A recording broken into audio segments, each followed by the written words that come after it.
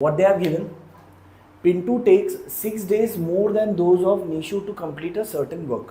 कुछ काम है जो पिंटू जो है 6 दिन ज़्यादा लेता है as compared to Nishu to complete a certain work. If they work together, they finish it in 4 days. अगर दोनों साथ में काम करेंगे तो 4 days में काम खत्म हो जाएगा. How many days would it take to complete the work if they work alone? मतलब ये बोला है कि अगर वो दोनों अकेले अकेले काम करते हैं तो कितना दिन लगेगा. Pintu takes 6 days more than those of Nishu to complete a certain work. देखो मुझे ये बताओ कि अगर आप कोई काम 2 दिन में ख़त्म कर सकते हो, ठीक है, if you complete certain work in 2 days, तो एक दिन में कितना काम हो जाएगा?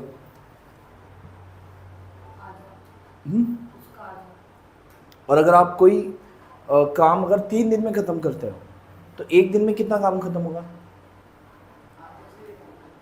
आधे से ज़्यादा कैसे? If you are completing a certain work in 2 days, if you are completing a certain work in 2 days, work completed per day, work done in 1 day will be what? Adha, that is half, 1/2. If you are completing a certain work in 3 days, ठीक है, एक काम है जो आप 3 दिन में खत्म करते हो तो work done in 1 day will be in 1 day will be what? If you are completing a certain work in 3 days, तो work done in 1 day will be 1/3. Getting it? समझ में आ रहा है? तो अगर आप कोई काम अगर 2 दिन में ख़त्म करते हो तो work done in 1 day is 1/2. If you are completing a certain work in 3 days, then work done in 1 day is 1/3. If you are completing a certain work in 4 days, तो work done per day in a day will B how much? 1/4. And if you complete a certain work in x days, अगर तो work completed, अगर कोई काम है अगर आप x days में खत्म करते हो तो work completed per day will be 1/x. समझा? तो यही कॉन्सेप्ट आप यूज करोगे to solve this question. Okay, और उसी से आपका क्वाड्रेटिक इक्वेशन बनेगा. तो अभी देखो यहाँ पर Pintu takes 6 days more than those of Nishu to complete a certain work. तो हम किसको x कंसिडर करते हैं? Let Nishu completes a certain work in x days. ठीक है, क्या कंसिडर करेंगे? Let Nishu completes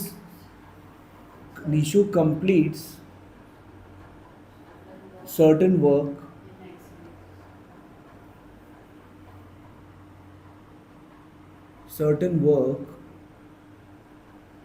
in x days. ठीक है, so therefore according to the given condition,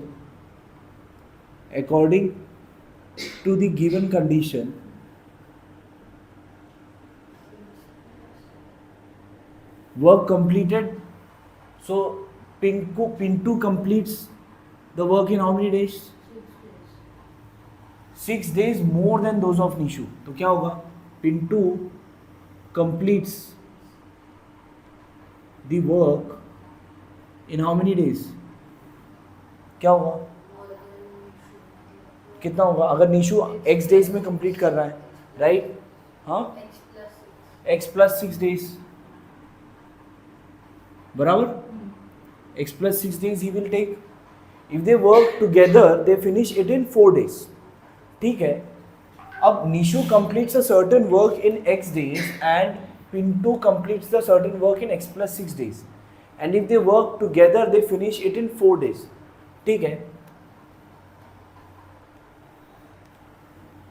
Nishu and Pintu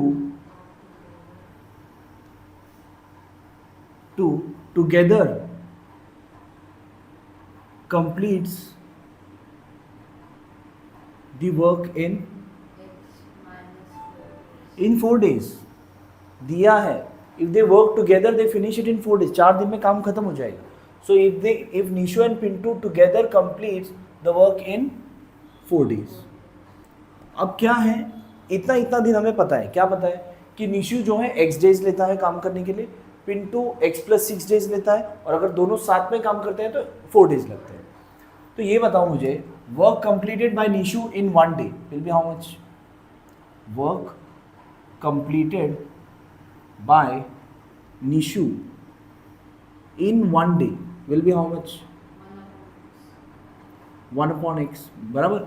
x days अगर लगता है तो एक दिन में 1/x वर्क कंप्लीट करेगा। Similarly work completed by Pintu in one day 1/x+6, ठीक है। एक दिन में अगर x+6 डेज लगाता है तो एक दिन में काम कितना होगा? 1/x+6, right. And similarly work completed by both of them in one day, work completed by both of them in one day will be how much? 1/4, yes or no? तो अगर निशु अकेला काम करता है तो इतना काम होता है, और पिंटू अकेला काम करेगा तो इतना काम होता है, और दोनों मिलाकर अगर काम करते हैं तो 1/4, मतलब इन दोनों का एडिशन इक्वल्स 1/4। देयरफॉर इसका मतलब ये हुआ कि निशु का एक दिन का वर्क और पिंटू का एक दिन का वर्क दोनों को ऐड करेंगे तो ये हो जाएगा 1/4 of the total work. Okay, equation. Now what? Cross multiply, solve, make a quadratic equation and solve. You get the value of x. एक पॉजिटिव एक नेगेटिव आएगा, नेगेटिव रिजेक्ट हो जाएगा, पॉजिटिव एक्सेप्ट हो जाएगा। Do it. नेचुरल नंबर क्या होता है? 1 2 3 4 5 वो वाला नंबर, कोई भी। That natural number you have to take it as x। हाँ, समझाओ। ओके, देखो क्या गिवन है, if 460 is divided by natural number. अब वो नेचुरल नंबर कुछ भी हो सकता है, x कंसिडर कर सकते हैं। Quotient is 6 more than 5 times the divisor. Divisor क्या है इसमें पता नहीं, वो आपका x है, लेकिन जो क्वोशिएंट जो आएगा ना, देखो मुझे ये बताओ, अगर समझ लो मैंने यहाँ पर किया है 11 divided by 2, 2 5 are 10 and remainder is 1। इसमें मुझे बताओ कि डिविडेंड, डिवाइजर, क्वोशिएंट और रिमाइंडर क्या क्या है। क्वोशिएंट 5 है, डिवाइजर 2 है, डिविडेंड 11 है। देखो 11 ओवर हियर, 11 क्या है आपका? डिविडेंड। ये क्या है आपका? Quotient. This is divisor and ये क्या है आपका? रिमाइंडर। अब रिलेशन क्या है बिटवीन डिविडेंड, डिवाइजर, क्वोशिएंट वगैरह? देखो हमें पता है कि 11 I can write it as what? 2 × 5 + 1। तो मतलब 11 क्या है आपका? Dividend equals 2 is what? Your divisor into quotient plus remainder. Got it? समझा यहां तक? ओके, नाउ यहां पे क्वेश्चन देखो, 460 is divided by a natural number, okay, and quotient is 6 more than 5 times the divisor. So let divided by a natural number na, so let the divisor be x, okay, let the divisor be x, ठीक है। Question कहाँ given है? Question is 6 more than 5 times the divisor, 6 है नहीं। Now since we know the relation, अभी जो हमने relation में आपको डिराइव करके बताया ना, since we know that dividend equals divisor into quotient plus remainder, यह हमें रिलेशन पता है ना, राइट। तो आपका यहां पर डिविडेंड क्या है? 460 इज डिवाइडेड बाय, तो 460 क्या हुआ आपका? डिविडेंड। डिवाइजर क्या है? x। क्वोशिएंट क्या है? 6 more than 5 times the divisor. 5 times the divisor क्या होगा? 5x + 6, ये आपका क्वोशिएंट हो गया, and the remainder is 1। That's it. 460 equals 5x² + 6x + 1, ठीक है। अगर ये 460 उस तरफ आया So 0 equals 5x square plus 6x plus 1 minus 460. So therefore 5x square plus 6x minus 459 is equals to 0. बराबर, ये नंबर आ गया. अभी आपको जो सम एंड प्रोडक्ट चाहिए, right, sum required is 6 and product required is इन दोनों का मल्टीप्लीकेशन 5 इंटू 459. इनको मल्टीप्लाई करने की जरूरत है नहीं, जरूरत नहीं है, वो उसका प्रोडक्ट क्या आएगा वो पता, जरूरत नहीं है पता करने की, बस माइनस है नंबर, आपको ये ध्यान में रखना है. तो जो भी है नंबर 5 इंटू 459 है, right, this number is divisible by 9. हाँ, तो डायरेक्टली 9 करो, बिकॉज नज़दीक लेके आना है, दोनों नंबर जो है नज़दीक होना पड़ेगा, तभी इनका जो डिफरेंस है वो 6 आएगा. बराबर, इसलिए डायरेक्टली 9 से डिवाइड कर रहा हूँ. 9 5 आर 45, 9 5 आर 45, 9 1 आर, हो गया. देखो एक ही टाइम में आ गया. 50 और माइनस 45 6 ना. आपको लगा बहुत लंबा होगा, फटक से मिल गया. सिर्फ आपको एक ध्यान में रखना, सुनो, एक ध्यान नहीं, जरूरत ही नहीं ना, क्या नंबर है हमें पता करने की जरूरत ही नहीं है. आपको यहाँ पे दिख रहा है ये दोनों बड़ा, ये छोटा है, बहुत बड़ा है. अब 6 आने के लिए तो माइनस ही करना पड़ेगा, प्लस करके तो होगा ही नहीं. अब माइनस करके होगा कब, जब दोनों नंबर काफी करीब होंगे. करीब होने के लिए इसको बड़े नंबर से डिवाइड करो और इसको बड़े नंबर से मल्टीप्लाई करो. अब दिख रहा है कि 4 + 5 + 9 is how much, 18. 18 comes in the table of 9. जैसे डिविजिबिलिटी रूल ऑफ 3 है, सेम डिविजिबिलिटी रूल ऑफ 9 भी है. Got it. बाकी 4 5 6 के लिए नहीं है, सिर्फ 3 और 9 के लिए सेम है. अगर सम आया 9 के टेबल में तो नंबर भी 9 के टेबल में आएगा, सम आया 3 के टेबल में तो नंबर 3 के टेबल में भी आएगा. तो आ गया ना दोनों number. So the numbers are 45 and 51. अभी सिर्फ साइन डिसाइड करना है. अब साइन बताओ क्या होगा, प्लस 51. 5x स्क्वायर 6x की जगह पे मैं लिख सकता हूँ -45x plus 51x minus 459 equal 0. अब इन दोनों में कॉमन क्या आ जाएगा, 5x, तो बचा क्या आपके पास x माइनस 9. 5 9 आर 45 ना. अब दोनों में 51 कॉमन ले लो, again x minus 9, that is 0. So 5x plus 51 x minus 9 equals 0.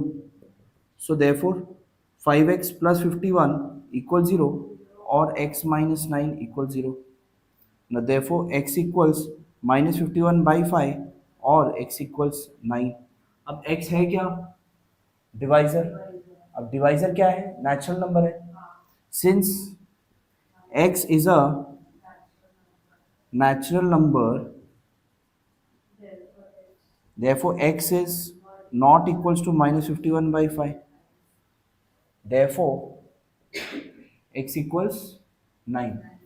अब क्वेश्चन फाइंड करना है ना अभी आपको, और भी you still need to find question and divisor. Therefore divisor तो आपको मिल गया, डिवाइजर इज 9 एंड जो क्वेश्चन आपको जो फाइंड करना है, क्वेश्चन क्या था आपका 5x plus 6 which is 5 into 9 plus 6 45 plus 6 51. तो क्वेश्चन आपका है 51, डिवाइजर है 9, रिमाइंडर है 1, डिविडेंड है 460.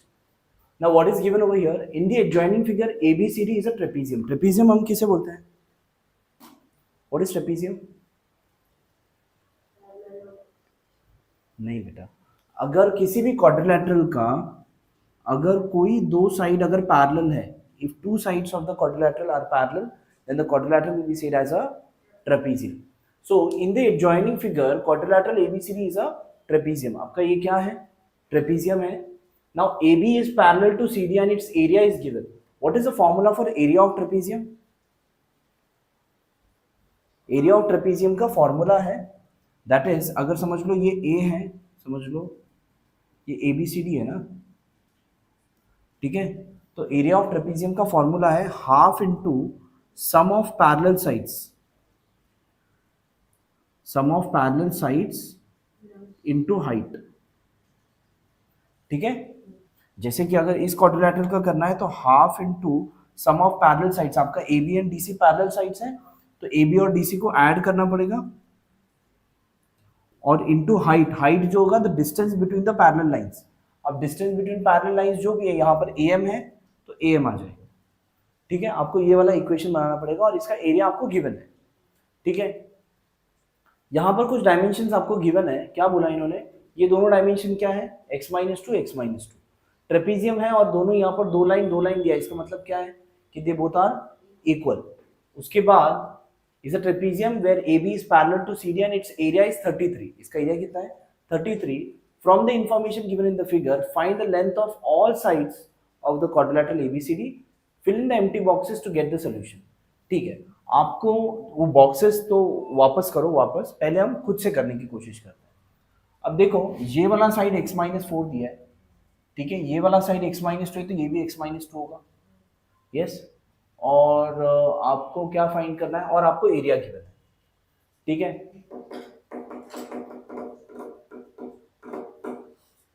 एरिया अगर गिवन है तो sum of parallel sides into height है ना हमारे पास, देखो ये साइड है, ये साइड है और हाइट भी है, तो उसी से आपका इक्वेशन बन जाएगा, राइट।